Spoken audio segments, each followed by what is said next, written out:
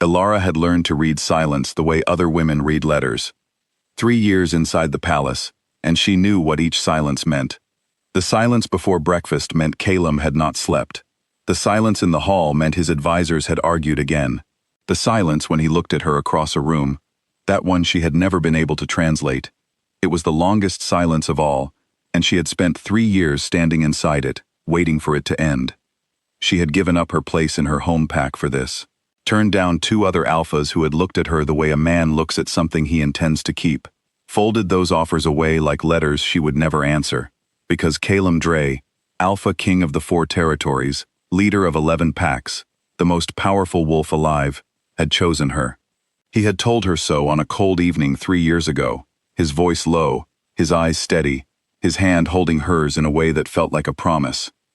He had just never said it in front of anyone else. That was the thing Ilara had learned not to think about too loudly. The solstice gathering was announced on a Tuesday. Every wolf in the kingdom received the same message on the same morning. The sacred gathering, held once a year under the full winter moon, where all claims were spoken aloud before the gods and could not be taken back. Kings, alphas, ordinary wolves, all of them equal on that one night. All claims equal, all bonds made public, permanent, real. The palace immediately filled with the particular energy of people who believe they already know how a story ends. The handmaids smiled when they passed Ilara in the corridors. The senior advisor, a tall woman named Mira who had never once been warm to Ilara in 3 years, stopped her outside the library and said, "You will need something for your hair." It was the first personal thing she had ever said to her. Ilara bought a dress in Calum's colors. Deep blue, the color of the 4 territories flag, the color that every wolf in the kingdom would recognize as belonging to the king. She did not tell anyone she had bought it. She hung it in the back of her wardrobe and looked at it sometimes when she was getting ready for bed. It made her feel something she did not have a name for. Not happiness, exactly. Closer to relief.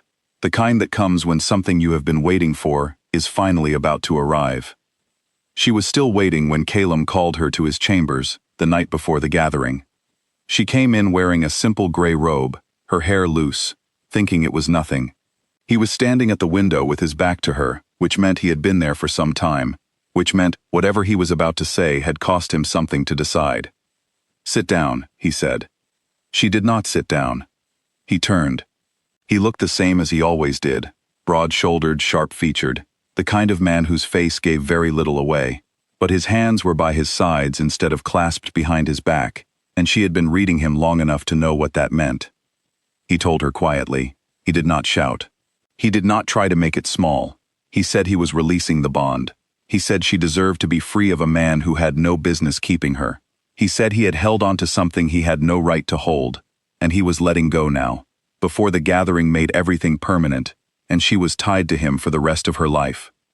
He said she would be free. She stood very still while he spoke. She noticed the candle on the table behind him had burned down to almost nothing. She noticed there was a small crack in the ceiling above his left shoulder that she had never seen before. She noticed her own hands, which were completely still, which surprised her, because she had expected them to shake. The bond did not break like something violent. It left the way warmth leaves a room, slowly, and then all at once, and then the air was just cold and she could not remember the last time it had been any other way. "You should sleep," he said. She left without answering him. She did not sleep. She sat on the edge of her bed in the gray robe and thought about the dress at the back of her wardrobe. After a long time, she stood up and put it back in the box it came in. She did not throw it away. She was not the kind of person who could throw something like that away in the same night. But she closed the box, and she put it on the floor of the wardrobe, and she shut the door. In the morning, she dressed in plain gray. Everyone who saw her understood immediately, and no one said a single word. Her personal handmaid, a young woman named Tess who had been with her for 2 years, helped her with her hair in complete silence. When she finished, she squeezed Ilara's shoulder once, quickly, and left the room. Ilara sat at the mirror for a moment, looking at her own face. She looked fine. She looked like a woman who had decided something. She was not entirely sure what she had decided, but she looked like she had. Every person she trusted told her not to go to the gathering. Mira found her in the corridor and said, with something that was almost kindness, that there was no obligation to attend, that no one would think less of her for staying behind. Ilara thanked her, walked past her, and kept walking. She arrived at the gathering hall as the sun was going down. It was the largest hall in the kingdom. Stone floors, high ceilings, fire torches lining every wall. Thousands of wolves had traveled from all 4 territories to be here.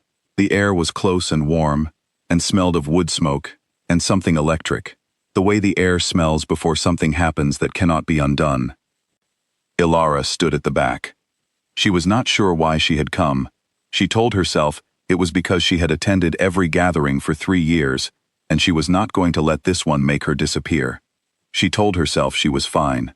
She told herself the worst had already happened in a quiet room the night before, and the rest was just ceremony. She was almost believing it when Soren Vale walked over and stood beside her. She had known Soren for 3 years too. He was Caelim's northern commander. Tall, dark-haired, quiet in a way that was different from Caelim's quiet. Caelim was quiet because he was thinking. Soren was quiet because he had already finished thinking and simply did not need to speak about it. He had always been respectful to her. Careful even. She had sometimes wondered why a man like that was so careful with her, and she had never asked. "You came," he said. "Apparently," she said. He did not say anything else for a while. They stood together and watched the hall fill. The ceremony began at moonrise. One by one, alphas and kings stepped forward to speak their claims. Mates, bonds, alliances. The hall was reverent and loud, in the way that sacred places get loud, full of voices and firelight, and the particular solemnity of things being made permanent. The hall waited for Caelim. Caelim stood at the front of the room, on the raised stone platform where the king always stood, and he said nothing. 30 seconds passed. A minute. The hall went quiet, in the way halls only go quiet when something has gone wrong. Not the quiet of reverence, but the quiet of 4,000 people holding their breath at exactly the same moment. Ilara watched him from the back of the room. He was looking at her. She could feel it from across the entire length of the hall, that old familiar feeling of being seen by him, and it meant something different now than it had 24 hours ago. Now it just meant he could see her standing at the back in plain gray, still there, still upright, still not gone. She did not look away. He did not move. And then Soren Vale stepped away from the wall. He did not walk to the front of the hall. He walked to the center of it, the open stone floor in the middle, surrounded on all sides by 4,000 wolves, where there was no angle from which he could not be seen. He stopped there, and he turned, slowly, and then he looked directly at Ilara. The hall was completely still. "Ilara Voss," he said.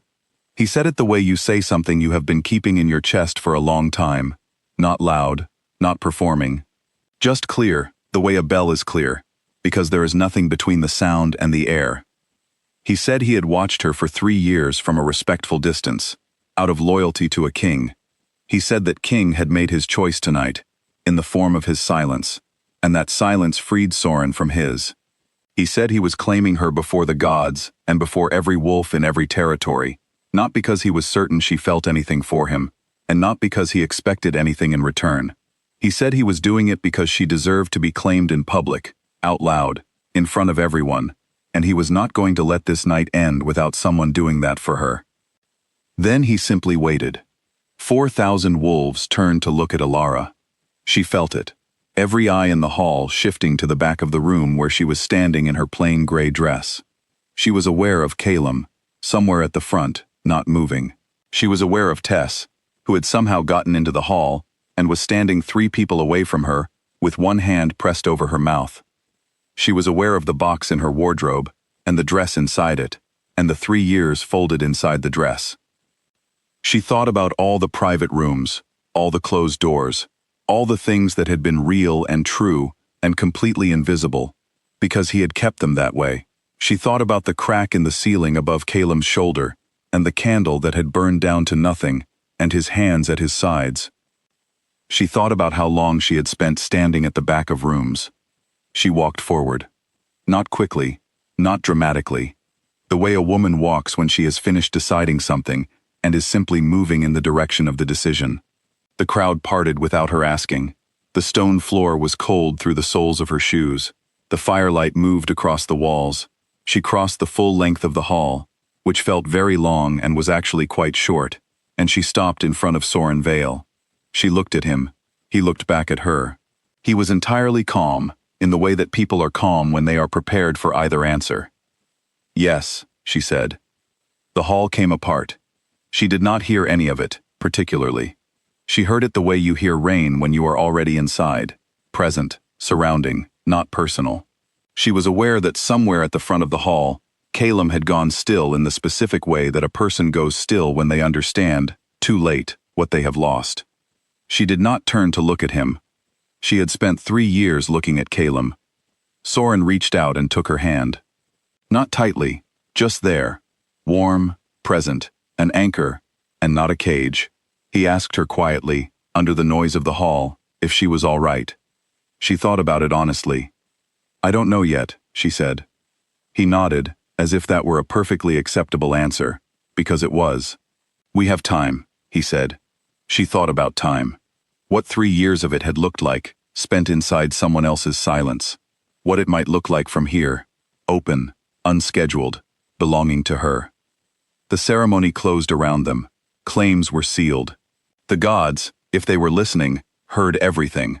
By the time the hall began to empty into the cold winter night, the claim between Soren and Alara was as permanent as stone, as final as the moon sitting still and white above the 4 territories. Calum left before the ceremony ended. No one watched him go. That was, perhaps, the hardest part. Not that he left, but that the room let him leave quietly, without ceremony, without the weight of 4,000 eyes that had just spent the last 10 minutes entirely on someone else. Outside, the night was clear and deeply cold. Alara stood on the steps of the gathering hall, with Soren beside her, and looked up at the winter moon. The fires inside were still burning. She could hear the last of the wolves moving through the corridors behind them, voices low and warm, with the particular satisfaction of a sacred night completed. She did not feel the way she had expected to feel. She had expected grief, or triumph, or the clean, sharp feeling of a door closing. Instead, she felt something quieter and stranger, like stepping out of a house she had lived in for years and realizing, only now that she was outside, how much of it had never truly belonged to her. Soren did not fill the silence with words. He had 3 years of practice at that. After a while, she said, "I don't know if I love you." "I know," he said. "That doesn't bother you?" He considered it. "It would bother me if you pretended otherwise," he said. "It doesn't bother me that you're honest." She looked at him. He was looking at the moon, which was bright and indifferent and very beautiful. She thought that she had never been with someone who found her honesty acceptable.